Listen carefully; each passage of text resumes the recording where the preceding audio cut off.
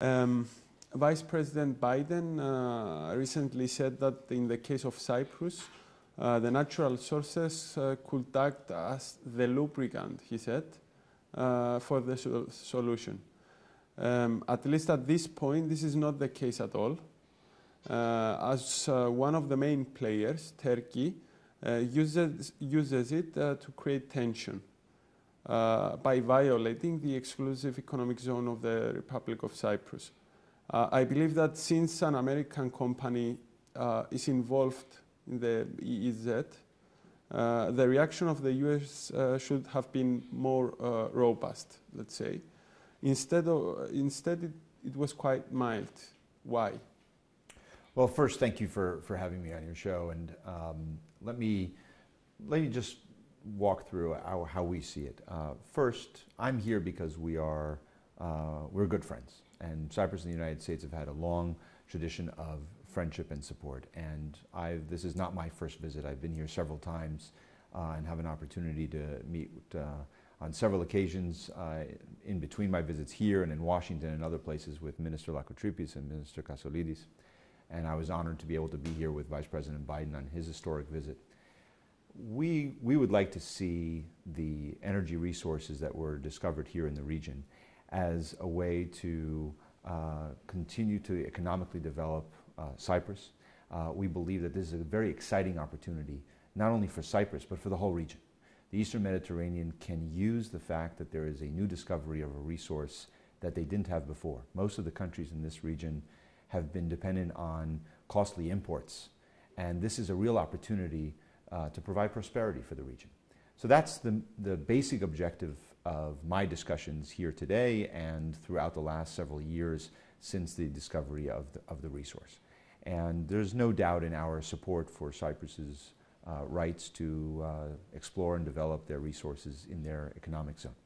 And the only question is how to best manage that resource, how to understand the role that Cyprus can play within the broader context of the region and the global markets to bring that prosperity to all Cypriots. But you did not comment on the violations issue. Well, I think it's clear that our interest and I think the interest of Cyprus, the interest of Turkey, and the interest of the whole region is that everybody resolve whatever differences they have through discussion, through dialogue, through conversation. That ultimately that's the best avenue to resolve the disputes that exist. That's true on the political side. It's true on hydrocarbons and the developments overall. So I think our position on that has always been clear. We would hope that the people would reserve and country would reserve their actions to the negotiating table than to actions in the field. But at the end of the day, what's important is for all parties, and I think Cyprus, this is very important for Cyprus as well, is to look at what's in the best interest of Cyprus and how to look at this new resource, this exciting opportunity, as a way to develop its own economy and to provide that prosperity that I discussed earlier with all Cypriots. Mm-hmm. The Cypriot public opinion was very optimistic when the Vice President characterized the Republic of Cyprus as a strategic partner. The mild reaction I mentioned before was received with kind of disappointment, allowed me to say. Therefore, what is the role of the US as a strategic partner of Cyprus? Well, I think that we shouldn't always look at parsing every single word of every reaction. I think that I agree with the public opinion in Cyprus that was excited by the visit of the Vice President. I think it was a signal by having the Vice President of the United States come to Cyprus for the first time in many years. And I think that they were right to take that as a sign of how important our relationship is and how close our relationship is. And I think they were correct. I think that as we move forward, we have issues that we're going to continue to work on together. There's one of the outcomes of having that kind of partnership, that kind of friendship, is that we speak openly with each other and we give our best advice to what we think is in the best interest of Cyprus, and it always comes from the perspective and the position of support and friendship. And sometimes some words will excite people and some words will disappoint at times, but I think that that doesn't change the underlying dynamic of the relationship, and that is a very strong and enduring one. Mm-hmm. Do you agree with those supporting that the natural sources should be part of the negotiation process? You know, I'm the energy envoy, and so my job is to look around the world at how can energy play a positive role in geopolitics, in processes of prosperity and stability in regions across the world. That's what my job is, and that's what I do everywhere. So I believe that ultimately when we have a new resource, everybody should look at it as how can this be that lubricant that the Vice President mentioned for prosperity and peace. And the specifics of how do you get there are a different question, I think, but that's the basic role that I think energy can play. It has played elsewhere in the world. I think it can and should play that role here as well. Mm-hmm. The Republic of Cyprus, alongside with Egypt, Greece and Israel, are willing to cooperate on the energy sector, proving their goodwill for stability, peace and prosperity in the region. The leaders of the three countries will be meeting this weekend in Cairo to set a milestone towards this direction. How do you see this initiative? Again, I think that the development of energy resources in this region has already had an impact geopolitically in the region, on relationships, on strengthening relationships in the region, and I think that's a very good thing. I think we just should take it to the next step of creating an environment throughout the Eastern Mediterranean of cooperation. It shouldn't be limited to a number of countries, it should be the whole region. That is what the strength of this region can be. That's what the opportunity is. If we can get to the point of dialogue about how to get beyond the political differences, we can then see the pie grow, and the slice that everybody gets will be much larger. This would mean that the role of Cyprus and Israel as new suppliers in the region becomes even more realized and more quickly. And I think, again, the fact that Cyprus and Greece and Egypt and Israel are having these conversations, I think is very good. But I think it should not be limited to that. We should open that up to have the dialogue reach the entire region, because that is what can really transform this region if we expand it and have those conversations politically and on energy go further. All this sound very nice, but there is one party that rejects to recognize the Republic of Cyprus in the region, and it currently violates the international law.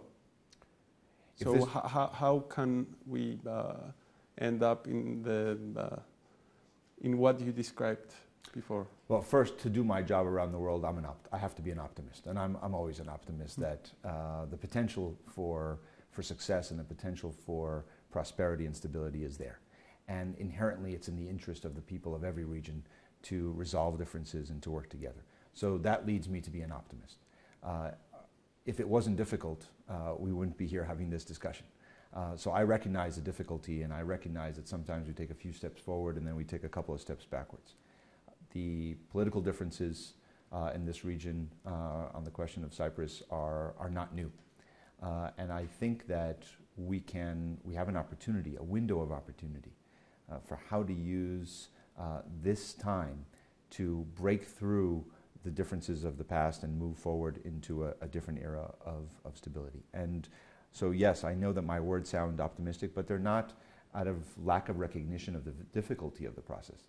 It is difficult, but it's to look, if everybody would look at what's in their interest, I think we would find that there's far more common ground to reach that point, and we just have to find the right way to get there. So I know that I wish my optimism would be shared by others. I think it's important to believe in the end result and look at this region before the discovery of natural resources. It's already had an impact on some of the geopolitical relationships. So I think that that's something that we can build on, and to look at it as an opportunity and an incentive for everybody to come around. Both sides have arguments against each other, But I think if you look at the actual analysis of what is in their basic self-interest, there's a lot more common ground. You've seen Mr. Lakotribis as well this morning, and I believe he gave you an upgrade on what's going on. In the light of the recent statements by the State Department on the right of Cyprus to exploit its natural resources in its EEZ, what do you see as the ultimate exploitation option for Cyprus? Maybe an LNG plant or pipelines with the region? As usual, I had a very good discussion with Minister Lakotribis. He has become not only a colleague but a friend, and we've had a very good discussion about the options. He and I have been discussing the potential for Cyprus to realize its resources and how to get them to market in the most effective way. We're also in a very exciting, transformative era in the global markets. And Cyprus plays a role in that global market, but it's important to always pay attention not only what's happening here in the region, but what's happening throughout the world. There is an enormous transformation in the gas sector, specifically with big volumes of gas coming online. So what has to match is what is the resource here in Cyprus, what are the economics of it, and how to best formulate a monetization option that gives Cyprus the best opportunity for success. And I think, as we've talked before, there is an option of looking at the region as its main core supply for Cyprus. How to cooperate with Israel with their natural resources to make sure that not every country is spending billions of dollars on infrastructure. Analyze where the infrastructure already is. How can we get to a point of cooperation? These are exciting discussions, and I think that they have been skillfully handled by the government in Cyprus. And I think that there is now options that are really important and really exciting for Cyprus. And I think that is, we can build on those, we can develop those and some of the pipelines to supply the region, to make sure that some of the molecules from Cyprus end up in international markets, and some, and I think most, will end up here in the region, supplying the great demand that has been created over the last few years among the neighbors. Thank you very much. Thank you. It's a pleasure. Leaf blower didn't throw you off? I'm sorry? No, it's all right. You didn't hear it? The leaf blower? I heard it, but it's, as long as it doesn't bother the camera, I'll work. It was a good meeting. He's a very smart, wise man, so it's always an interesting conversation. Mm-hmm. These are not easy times, they're difficult times. But again, I know some people could be, it's important not to parse words. I know the role of the media is to parse the words, yeah, and our role is to tell you not to. But as old as the discovery of resources here. Yeah. Secretary Clinton said those words. Are we good? Yep. All right. Let's take a Good?